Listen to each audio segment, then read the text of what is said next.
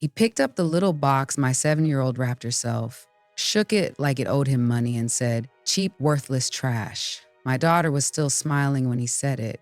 She didn't understand yet. I did. I felt my hands go cold before my face did. I wasn't even angry at first, just stunned that cruelty could sound that casual in my own mother's living room. Then he laughed, and my daughter's smile broke. That's the moment something in me decided, never again. If you're interested in this topic, hit the like button, subscribe, and type "interested" in the comments, and I will give you a heart. I can tell you the exact shade of the ribbon she picked. Sky blue, the kind that looks like morning. She picked it because Uncle Leo likes the sky, she said, and because it matched the tiny paper stars she folded and tucked inside the box like confetti. She'd spent 2 afternoons at the kitchen table, tongue between her teeth, threading beads onto elastic to make a bracelet with his initials. 7 years old, fingers small and serious. No one told her it had to be perfect. She decided that, all by herself. My mother's living room was dressed the way she likes it. Candles lit, a bowl of store-bought cookies emptied into a homemade tray, throw pillows no one is allowed to lean on, family wrapped in politeness. Leo arrived late, loud, and wearing that cologne that smells like a handshake you can't wash off. He's my younger brother by 4 years, but somehow always gets introduced like the main act. Leo the charmer, Leo the funny one, Leo with the stories and the luck. I used to call it charisma. Now I call it noise. "Uncle Leo," my daughter chirped, bouncing on her toes, holding the box with both hands like a baby bird. He took it, put it to his ear, and shook it. "Careful," I said too quickly. He flashed me that grin that says, "Rules are cute but optional." He slid the ribbon off, opened the lid, and stared at the bracelet as if it were a joke he hadn't decided to laugh at yet. My daughter waited. Kids know when the room is holding its breath. "Made it myself," she said, voice bright and brave. He snorted. "Cheap, worthless trash." It wasn't the words that hurt most, it was the tone, like he was swatting a fly. My daughter blinked, confusion arriving first, then hurt. Her mouth did the brave kid wobble. I watched my mother reach for a cookie like she could pretend the moment was a commercial break. I heard my father clear his throat, but not his courage. And I felt, more than heard, my heart choose a side. "Put it down," I said, steady. Leo looked up, surprised that the background noise spoke. "What?" he said, still smirking. "It's just junk." He let it drop back into the box with a little clatter, like punctuation. My daughter flinched at the sound. "Leo," I said again, and when he didn't answer, I stood. Here's the thing about me that my family forgets until it's too late. I'm polite, not fragile. My voice is soft, not weak. I was the kid who kept peace at the dinner table, the teenager who drove drunk people home, the firstborn who made space and swallowed apologies I never got. Motherhood did not erase that, it edited it. Now, there's a line you don't cross, and he stepped over it with dirty shoes. "You don't have to like it," I said, "but you don't get to talk to my daughter like that." He laughed, nervous and cocky, glancing at our parents for backup. "Oh, relax, she'll forget in 10 minutes, kids do." My daughter was still staring at the box like it might apologize for not being more. "She won't forget," I said. "She will remember exactly how small you made her feel." I did, I still do. My mother said my name like a warning. My father said, "Let's not make a scene." Leo said, "God, you're so sensitive," and that's when the room tilted. Sensitive. That's the word people use when they want cover for their cruelty. Sensitive is the label they slap on your pain so they don't have to see their part in it. "Say you're sorry," I told him. No yelling, no theatrics, just a boundary set right in the center of the rug my mother loves more than most people. He rolled his eyes. "For what? Teaching her standards?" He chose violence and called it honesty, cowardice in a tuxedo. My daughter's face had gone quiet. Kids have a quiet that isn't peace. Just a hallway where they stand alone. I crouched and touched her shoulder. Sweetheart, your gift is beautiful, I said, loud enough for the room to hear. The truth, you made it with your heart and your hands. That's what matters. She nodded, but tears had already decided. I stood and turned back to Leo. Apologize, I said again. He shrugged, picked up a cookie, and said with crumbs in his mouth, whatever, sorry. It wasn't an apology, it was litter. Try again, I said, like you mean it. Or leave. My mother gasped at the last word like I'd suggested arson. This is not your house, she snapped. No, I said, but that is my daughter and that makes this my line. For a second, no one spoke. Then Leo tossed the cookie down. You know what? Fine. Sorry, kid, he said, looking at me, not her. I took the box, lifted the bracelet, and put it gently back in his palm. You don't have to keep it, I said. You do have to respect it. He stared at me, something like shame flickering and then hiding behind the usual grin. Whatever, he muttered, tucking the bracelet into his jacket pocket like trash he'd deal with later. I watched my daughter watch him, memorizing the shape of his disrespect. We left 10 minutes after that. My mother tried to glue the evening back together with leftovers. My father said he'd talk to him. I kissed cheeks I didn't trust and carried my girl to the car like a promise. She was quiet, small in the passenger seat, ribbon still in her hand. Is it trash? She asked, so soft I almost missed it. Baby, I said, it's priceless because you made it. At home, I ran the bath, poured too many bubbles, and sat on the floor while she turned the foam into mountains. Sometimes grown-ups are wrong, I told her, and sometimes the wrong ones are loud. She nodded like a philosopher. Like Uncle Leo, she said. Exactly like Uncle Leo. Can I make another bracelet? She asked. Yes, I said, but not for him. When she fell asleep, I stood at the kitchen sink, hands braced on the counter, staring at the night outside. I kept hearing his voice, cheap, worthless, trash, and then I heard another voice. The one I've ignored for years, the one that gets louder when you decide your dignity is worth the noise. It said, fix this. I took a photo of the bracelet design she'd drawn, emailed 3 local artisans I know from the weekend craft markets, and asked for quotes to turn her design into a small run of real pieces. Not plastic, not elastic, stainless steel with sky blue enamel, strong enough to outlive a bad memory. By morning, I had yeses. By lunch, I'd hired one. The next day, I called my mother. We're hosting next weekend, I told her. Family dinner, our house. She sounded relieved. Good. We can put this behind us. We won't, I said. We'll put it in front of us and deal with it. The bracelets arrived Thursday, 10 of them, in a velvet pouch, each one with my daughter's tiny initials engraved on the clasp. When she opened the package, her whole face changed. They're real, she whispered. Like store real.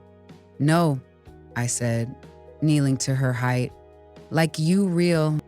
Saturday came, I cooked, I set the table with the good plates I never use because life is short and pretty things are meant to be lived with. The doorbell rang. My parents came in first, all careful smiles. Leo swaggered in later, late again, cologne announcing him before his mouth could. My daughter stood in her favorite dress, hair in a ribbon the color of apology done right. Before dinner, I said, we're doing gifts. My mother frowned. It's not anyone's birthday. It's an anniversary, I said. The day we stop pretending disrespect is a personality. My daughter walked to Leo, hands not shaking this time, and held up the velvet pouch. He smirked. Round 2, he said. Round you learn, I answered. Open it. He pulled out the bracelet. It gleamed steel and sky. He paused, confused, then defensive. So what, you went and bought a real one to make me feel bad? No, I said. She designed it, she named it, and we had it made. It's called the Sky Blue Promise. You're holding the first one, the rest will be sold. 10% goes to a kids' art fund. That's what you tried to make small. For the first time, he looked at my daughter instead of through her. She didn't flinch. It's not cheap, she said. It's not trash. He swallowed. Pride is a fragile thing when it trips over truth. I was being funny, he tried. No, I said, you were being lazy. Funny is kind. Try again. He breathed out, shoulders dropping. I'm sorry, he said, voice finally pointed at the right person. I was cruel, it was wrong, your gift mattered. My daughter studied him like a scientist. Then she nodded once, magnanimous and 7. Okay, she said, but don't do it again. My mother clapped like the scene had ended. It hadn't. It had just begun. Because apologies are not the finish line, they're the gate. What comes next is change. We ate, we talked, we let the evening be ordinary on purpose. But a current had shifted. Respect had been set in the center of the table and no one dared move it. When they left, my daughter curled beside me on the couch, bracelet warm against her wrist. Mom, she said. Yes? Can we make more? As many as you want, I said. She smiled into my shoulder and fell asleep. Later, alone in the quiet, I took out my phone and drafted a product page for a small online shop. The Sky Blue Promise. Made by small hands with a big heart, a reminder that what you make with love can't be measured in price tags or punchlines. Underneath, I added a line I didn't know I needed until it arrived. For every person who was told their gift was worthless, here is proof they were wrong. The day after that dinner, I woke up to a quiet I didn't trust. The kind that hums under your skin because you know something's coming. My phone was full of unread messages, half from family members, half from people who had no business having opinions. Apparently, word travels faster than shame in our family group chat. You humiliated Leo, one text said. He was joking, another. My mother's message was simple. You could have handled that privately. Privately. That word did a lot of heavy lifting for the people who never had to stand in public and bleed. I didn't reply, not yet. Instead, I made pancakes for my daughter, the kind with chocolate chips shaped like tiny hearts. She deserved a morning without whispers. Are we in trouble? She asked between bites. I smiled. Not us. Uncle Leo, I paused. He's learning, she giggled. Like school? Exactly like school. I said, only this time the homework's called respect. She laughed so hard she spilled syrup on her shirt. I didn't even care. That sound, her laugh, that's the only apology I needed for how yesterday went. By afternoon, the texts turned into calls. I let them ring. Sometimes silence is the only language people actually hear. But then my dad called. And with him, silence felt like punishment for both of us. So I answered. He didn't waste time. You embarrassed your brother. I exhaled slowly. He embarrassed himself. You should have corrected him quietly. Family doesn't air dirty laundry. Dad, that wasn't laundry, that was rot. He sighed. You always were dramatic. There it was, that old tone that turns daughters into debris. I almost hung up, but then he said something softer. Your mom's upset. I'm sure she is. I broke her dinner theater routine. He chuckled despite himself. You've changed. I had to, I said. Turns out being quiet doesn't stop people from stepping on you. It just teaches them where to land. For a moment, neither of us spoke. Then he said, Leo called me this morning. He said he deserved it. That stopped me cold. He said that. Yeah. Said he was thinking about what you said, about smallness. He didn't sound proud. I sank into the couch, letting the words settle. It wasn't forgiveness, but it was oxygen. That night, I sat with my laptop and worked on the website for the Sky Blue Promise. It wasn't just a bracelet anymore, it was a story. A reminder that kindness doesn't need to ask permission to exist. The first line read, what we make with our hands holds the truth of who we are. This one started as a gift and became a stand. My daughter came over, her hair still damp from her bath, and crawled into my lap. Are people gonna buy them? She asked. I think so, I said, because everyone's had a Leo. She frowned. Uncle Leo or someone like him? I said. someone who forgot that words can bruise. She nodded like she understood more than I wished she did.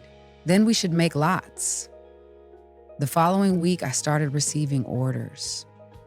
Small ones at first, then dozens. Each came with a note. A teacher buying for her students. A grandmother for her grandkids. A woman who said she hadn't spoken to her sister in years but wanted to send her something that said, "I still see you." It was more than business. It was reclamation. Even my coworker started asking questions. "You really made this with your kid?" one asked at lunch. "Yeah," I said, smiling. "She's the CEO. I just handle shipping." They laughed, but I meant it. Every bracelet sold was another stitch closing an old wound. Then came the message I didn't expect from Leo. It was short. "Can I stop by?" Every instinct said no. But growth doesn't happen in echo chambers, and I wasn't about to teach my daughter that boundaries and forgiveness couldn't coexist. So I said yes. He arrived on a Sunday afternoon, hands empty, face unsure. The first thing I noticed wasn't guilt, it was quiet. The kind of quiet that follows after someone finally hears themselves. He stood by the door. "You look good," he said, awkward but sincere. "Thanks," I said, folding laundry just to have something to do with my hands. He nodded toward the table where a few bracelets were laid out for packaging. "So that's them?" "Yes, sky blue promise." He picked one up gently this time, like it might shatter. "She really made this?" "She designed it. I just helped her make it real." He turned it over in his palm. I was an idiot. "I know." He laughed once, surprised that I didn't sugarcoat it. "Yeah, you do." He looked up, eyes glinting with something human again. "I didn't mean to hurt her. Or you." "You did, though." "I know." He took a breath. "That's why I came. To say it right this time." I stopped folding. "Then say it." He set the bracelet down, voice low. "I'm sorry for what I said, for how I said it, for making her think what she made didn't matter. Because it did. It does." I didn't answer right away. Apologies are like metal. You have to test their strength before you use them. Finally, I nodded. "Thank you." He exhaled like he'd been holding that breath for weeks. "Do you think she'll forgive me?" "Maybe not today," I said, "but one day. Kids remember, but they also heal faster than we deserve." He smiled faintly.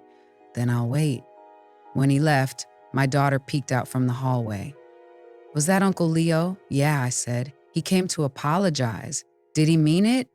"I think so." She thought about it. "Then maybe I'll forgive him tomorrow, but not tonight." "Fair enough," I said, smiling. "Forgiveness takes naps too." She giggled, climbed onto the couch beside me, and whispered, "Can we make a new color next?" "Sure," I said. "What should we call it?" She grinned.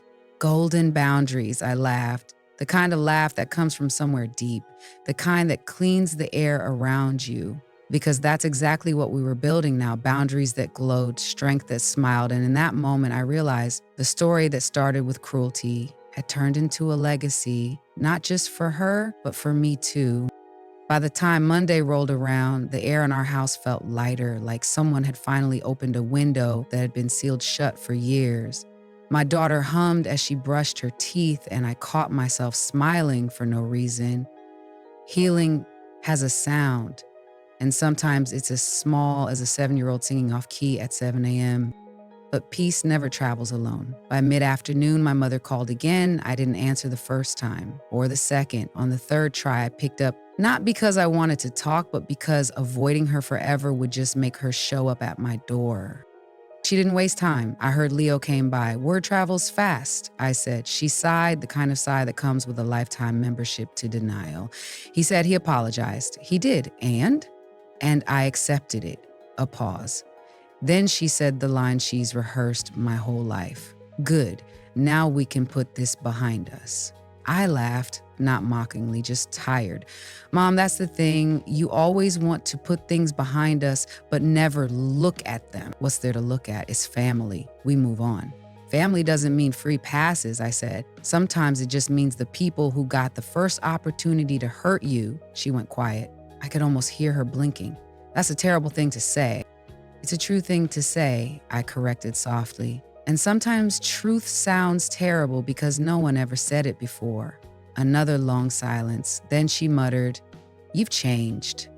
"I've grown," I said. "There's a difference." After the call, I sat on the porch with a cup of coffee gone cold, watching my daughter play with chalk on the driveway. She was drawing stars, blue, yellow, pink, each one connected by a line. "What are those?" I asked. "People who love me," she said, not looking up. "I'm drawing them close together so they can't forget." Something in my chest cracked, the gentle kind of break that makes room for more heart. "Then make sure you draw yourself too," I said. She giggled.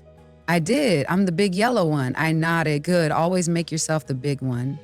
That evening, Leo sent me a text. Just one line, "Your daughter's design should go global." I didn't respond, but I smiled, not because he was right, but because he finally saw her the way I always did. The orders for Sky Blue Promise kept growing. By the end of the week, we'd sold out the first batch. I took my daughter with me to the post office to ship packages, letting her drop each one into the bin like a wish being mailed to the universe. "Where are they going?" she asked. "Everywhere," I said. "To people who need a reminder that love made by hand is still the most expensive thing in the world." She nodded seriously, then whispered, "Do you think Uncle Leo will buy one?" "If he's smart," I said. A few days later, an email popped up from a local journalist. "We saw your daughter's bracelet story online. Would you be open to an interview?" I read it 3 times. Not because I couldn't believe it, but because for the first time, the story wasn't about what was done to us. It was about what we did with it. The next week, they came to our house, camera, microphone, the whole thing. My daughter wore her favorite yellow dress and held up the bracelet like it was a trophy.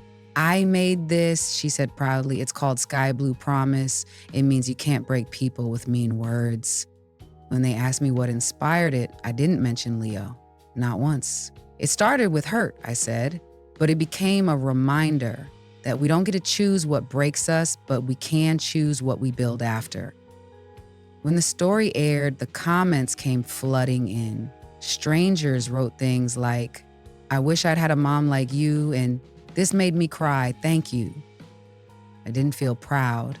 I felt seen. That's rarer. Then one night the phone rang again, but this time it was Leo. "I saw the news thing," he said, awkward but sincere. "You two looked happy." "We are," I said simply. "I bought one of the bracelets," he added. "Didn't want to tell you until it arrived." "That's good," I said. "They look better on people who mean their apologies." He laughed quietly. "Yeah, guess I earned that." There was a pause. Then he said, "You know, I've been thinking about Dad lately, how he used to talk to you, to all of us, really, like toughness was a language." "It was the only one he knew," I said. "Yeah, but you learned how to translate it," he said. "I didn't." That line hit me harder than I expected because he was right. The difference between us wasn't pain, it was what we did with it. After that call, I sat by my daughter's bed for a while, watching her sleep. Her little hand still had glitter from art class. Her bracelet caught the moonlight, that perfect sky blue shimmer. I thought about the night Leo called her gift trash, about how that single moment had turned into this. A movement, a story, a healing thread that stretched beyond our house. It made me realize something I hadn't before. Forgiveness isn't the end of the story, it's just the part where the villain becomes human again. The next morning, I found an envelope in our mailbox with Leo's handwriting. Inside was one of the Sky Blue Promise bracelets, the same one he bought online, and a note. "For Dad, tell him it's from her. Maybe he'll remember what a real gift feels like." I stared at it for a long time, not because it was profound, but because it was enough. That night, I drove to my parents' house. My father opened the door, surprised, but not unkind. "You're here," he said. Yeah, I said, to give you something. He looked at the bracelet in my hand, puzzled. What's this? It's from your granddaughter, I said, and from Leo. He turned it over, eyes softening. Beautiful. She made it, I said, with her hands, with love. That's what you raised me to do? Build, even when it hurts? For once, he didn't argue, he just nodded. Maybe we both forgot that. Maybe, I said, but I think we're remembering now. Driving home, I rolled the window down and let the cool night air hit my face. The road shimmered under the streetlights, and I realized sometimes it takes one cruel word to start a story that ends in grace. And sometimes the people who break you end up being the reason you finally learn how to shine. The following weekend, our house was buzzing with the kind of energy you can't buy, that mix of purpose, pride, and something quiet but powerful, peace. I was labeling boxes for the next batch of sky blue promise orders while my daughter sat on the floor beside me, coloring hearts on thank you cards that would go inside every package. She hummed softly, her tongue poking out of the corner of her mouth like it always did when she focused. Watching her felt like watching sunlight move. Then the doorbell rang. My father. He stood there in his old denim jacket, the one that always smelled faintly of sawdust and aftershave. In his hand was a small box, the same kind we'd shipped the bracelets in. For a moment he didn't speak, and for a moment I didn't either. We were two stubborn people trying to learn a new language, vulnerability. Can I come in? He asked finally. Yeah, I said. You can. He stepped inside, looked around at the boxes stacked in neat towers, and gave a half smile. Looks like business is good. It's steady, I said. Steady's better than lucky. He nodded, then held out the box. This came in the mail. From Leo, I guess. I took it, already knowing what it was. Another bracelet. Sky blue, stainless steel, shining like forgiveness doesn't tarnish. He said it was for you, I said. My father nodded, turning it over in his calloused hands. He told me the same, said it was a reminder that words matter. He let out a quiet laugh that didn't quite make it to his eyes. Never thought I'd hear that from him. People change, I said. Do they? Sometimes, I answered, when someone makes them face the mirror long enough. He was quiet again. Then, almost shyly, he asked, Can I see her? She's in her room, I said, nodding toward the hallway. Go on. He hesitated for half a second, then walked down the hall. I followed. Leaning against the doorways, he stopped just inside her room. She looked up, startled, then smiled. A cautious, testing kind of smile. Hi, Grandpa, she said. Hi, sweetheart, he said softly. I brought something for you. He crouched down, slow because of his knees, and handed her the bracelet. This one's mine, he said, but I want you to have it so that I remember where it came from. Her eyes lit up. You're giving it to me? He nodded. Only if you promise to keep making things this beautiful. I promise, she said, slipping it onto her wrist beside her own. Now we match, he chuckled. Yeah, guess we do. For a few seconds, the room went still, just the sound of two generations quietly fixing something the older one broke. I watched it happen without words. Sometimes healing doesn't make noise. It just sits there, breathing, waiting to be believed. Later, after he left, I sat on the porch again, watching the sun dip behind the rooftops. My daughter came out, climbed onto my lap, and leaned her head against my shoulder. Mom, she said. My grandpa said sorry without saying sorry. I smiled. Yeah, some people need smaller words to carry big feelings. Do you forgive him? She asked. I thought about that for a long time. I think I forgive the version of him that didn't know better, the one that raised me the only way he knew how. And Uncle Leo? Forgave him already, I said. Now I just hope he forgives himself. She nodded, like that made perfect sense. When people are mean, do they always feel bad later? Not always, I said, but the good ones do. That night, after she fell asleep, I opened my laptop again. Sales had doubled, messages were coming in from all over, mothers, daughters, sons, teachers. One woman wrote, My son gave your bracelet to his teacher after saying something cruel. He said it helps him remember to use kinder words. I stared at that message until my vision blurred. What started as one broken moment had rippled into something that changed strangers. I closed my laptop and whispered to the dark, "See that, Leo? You started a kindness you'll never even measure." A few days later, Leo called again. This time his voice sounded lighter. "Guess what?" he said. "I got offered a new job, teaching workshops for kids, art stuff. They said they liked how I connected with people." I laughed. "The irony, right?" he said. "But I want to do it right this time. I'm done being the guy who tears things down because he doesn't understand them." "I'm proud of you," I said, and meant it.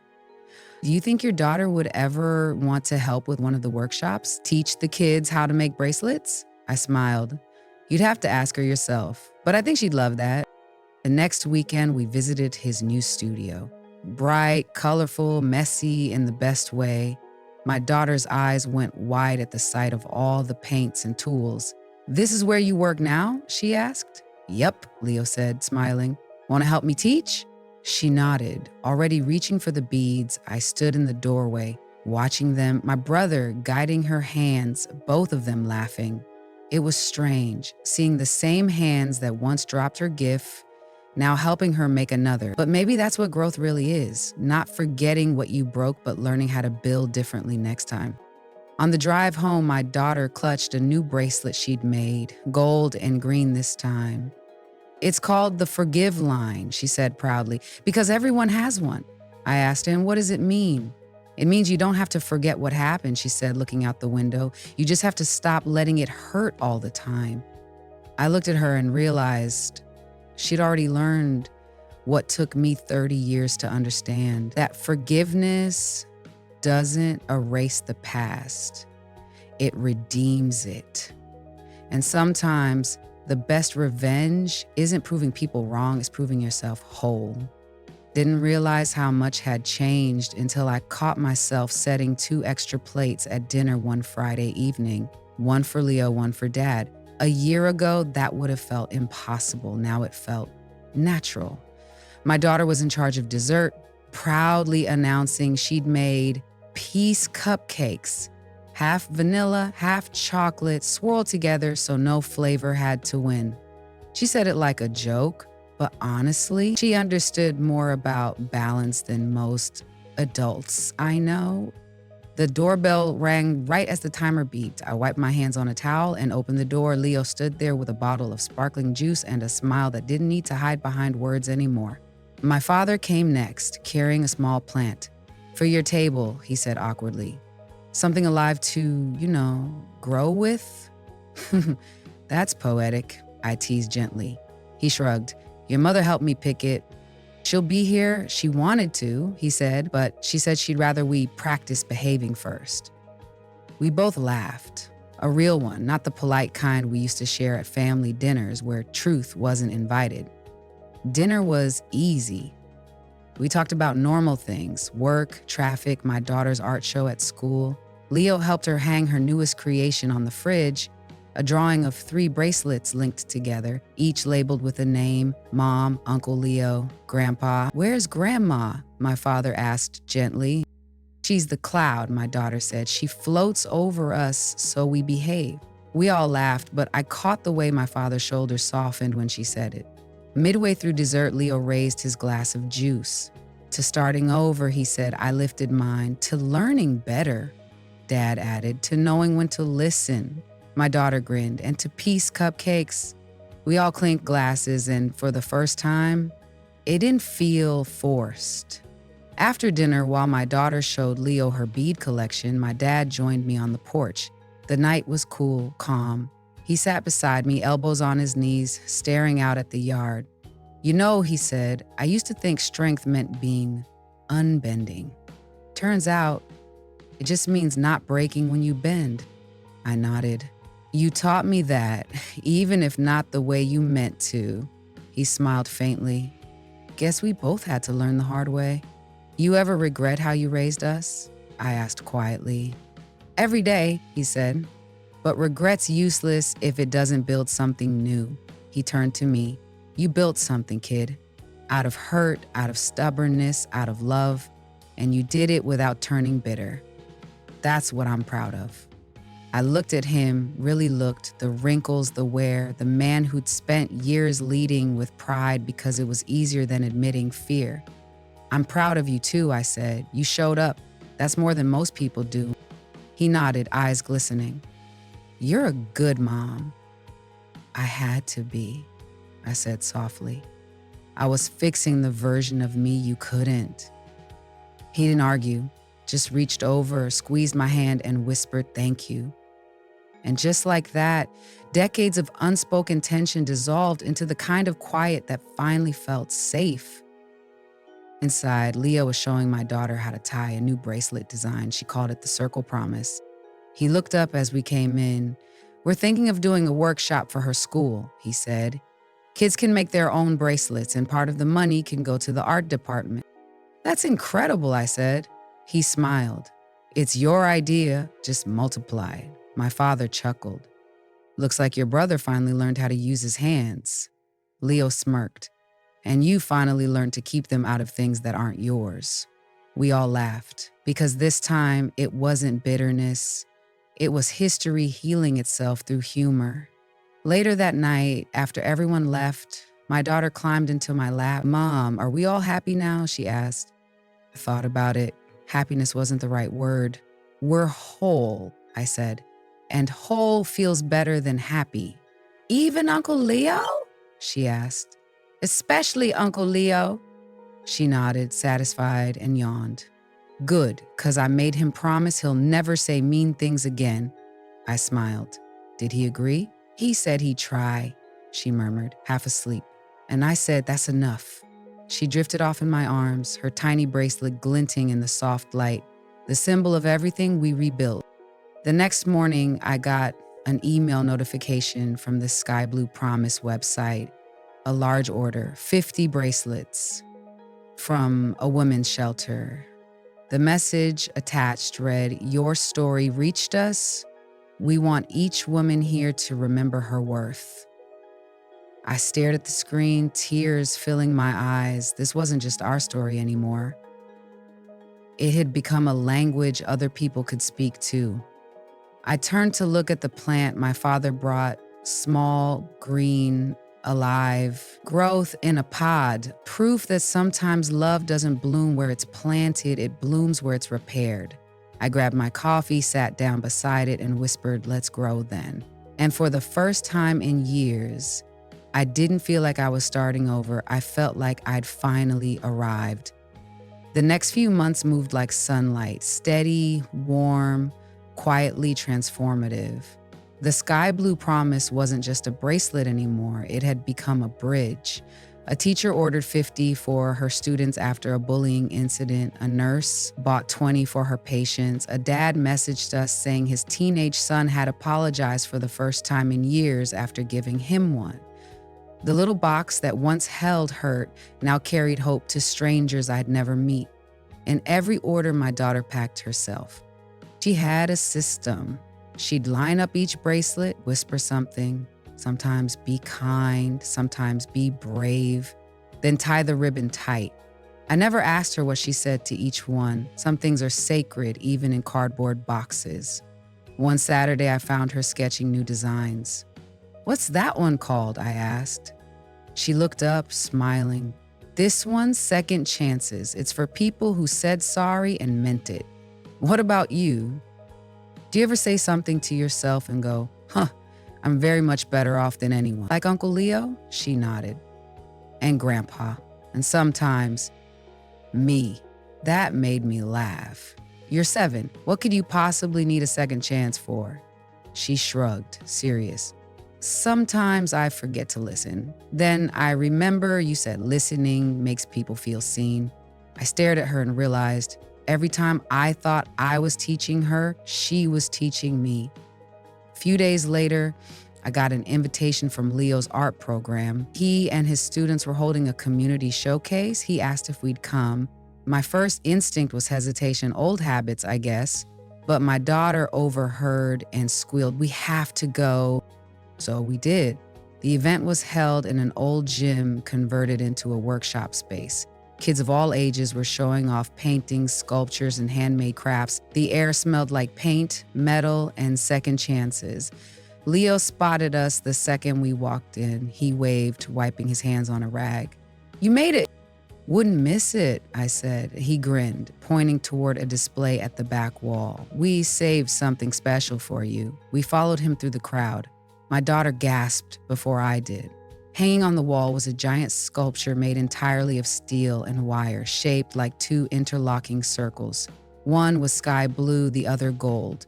At the bottom, a small plaque read, "The Sky Blue Promise, forged by family." I felt my throat tighten.